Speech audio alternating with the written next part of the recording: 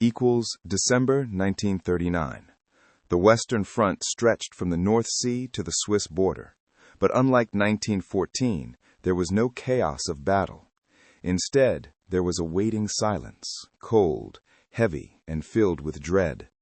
In a muddy trench near the Saar region, Private Thomas Ellwood of the British Expeditionary Force watched his breath fade into the fog. Across the no-man's land, German soldiers huddled in their own frozen ditches.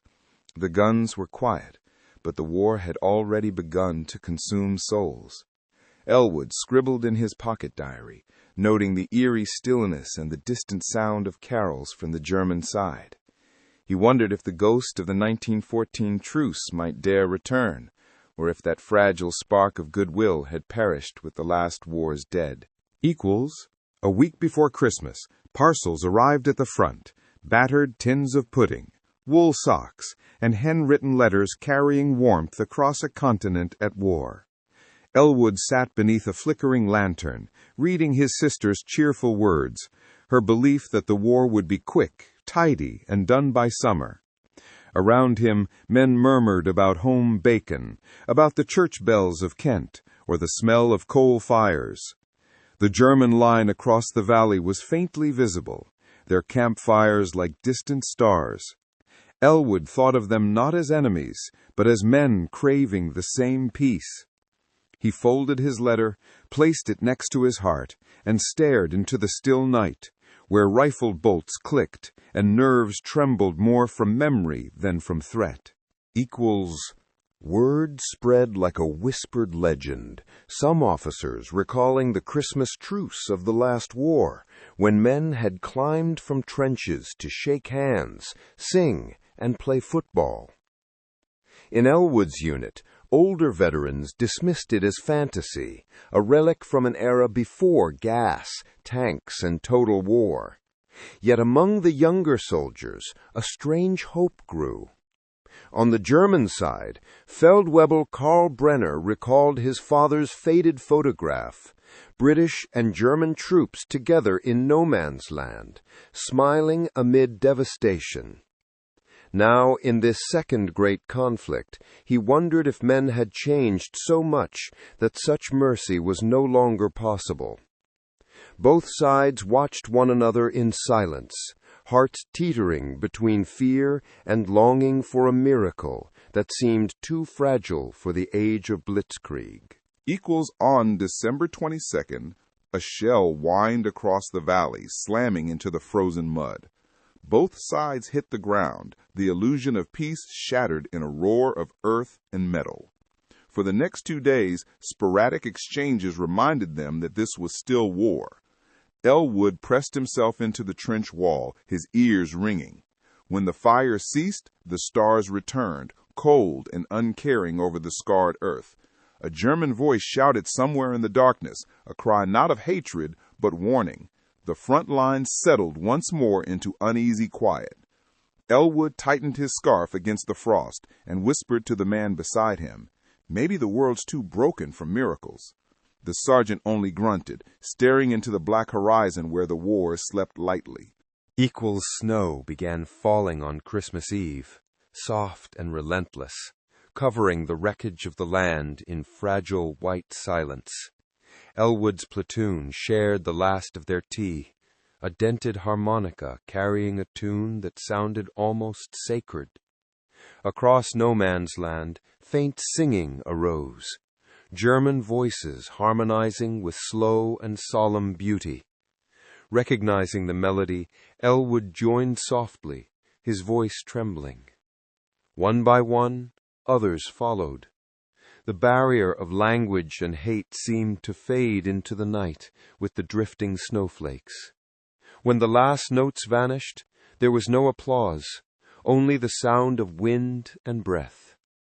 Somewhere, a candle flickered atop the German trench wall. Ellwood felt something stir, a quiet defiance against despair.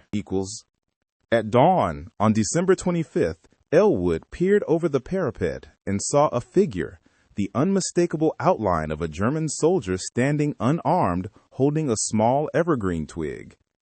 For a heartbeat, Fear froze everyone. Then Ellwood raised his hand, signaling restraint. Slowly he climbed from the trench, boots crunching on the frosted ground. The figure on the opposite ridge raised his hat in greeting. Behind them, curious faces emerged, Britons, Germans, all wary but drawn forward by something older than orders. No shot was fired. Instead, men crossed the desolation in cautious peace, offering cigarettes, biscuits, handshakes. The war paused, if only for a few trembling breaths beneath the pale winter sun. Laughter replaced the distant echoes of gunfire. Ellwood shared his tea tin with a German corporal who spoke broken English. Around them, men swapped badges, stories, even family photographs. Someone produced a soccer ball, half deflated and scuffed, and a game began on frozen mud marked with shell holes. Cheers rose, mingling with the smoke of small fires. For a few miraculous hours, the world seemed to rediscover its heart. Yet as daylight waned, voices softened into silence once again. Both sides knew command would not forgive this humanity. Ellwood shook hands with the German one last time and said quietly, "Maybe next Christmas we'll all be home." The man smiled sadly. "If the world remembers this day," he answered, "perhaps we will." By evening the whistles came, sharp, cold reminders that the war allowed no kindness.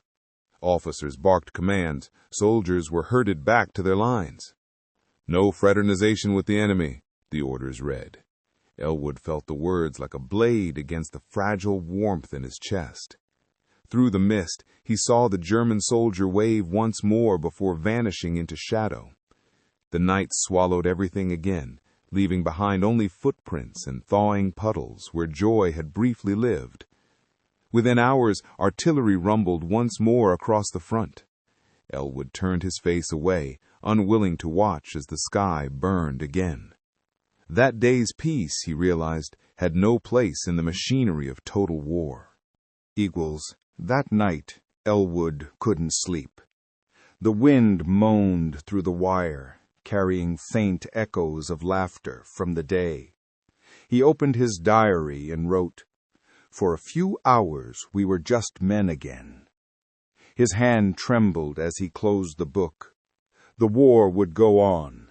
London would be bombed. Millions would suffer. Yet this memory, this brief defiance of hate, felt eternal. Across the lines, perhaps the German wrote something similar by candlelight. Two strangers sharing one thought across the dark, that even in the deepest shadow, humanity endures. Ellwood stared toward the distant enemy trenches and whispered, "Merry Christmas," to a night that seemed to listen.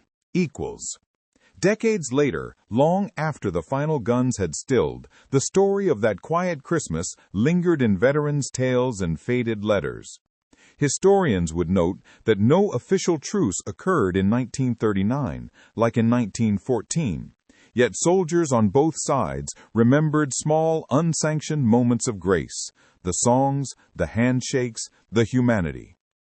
Thomas Ellwood returned home in 1945 with grayed hair and distant eyes. Every Christmas, he placed a small evergreen twig by the window, remembering a German soldier who had once carried one through the frost. The first Christmas of war had not stopped the fighting, but it had proved that even in humanity's darkest hour, the light of peace could still flicker, fragile but unbroken.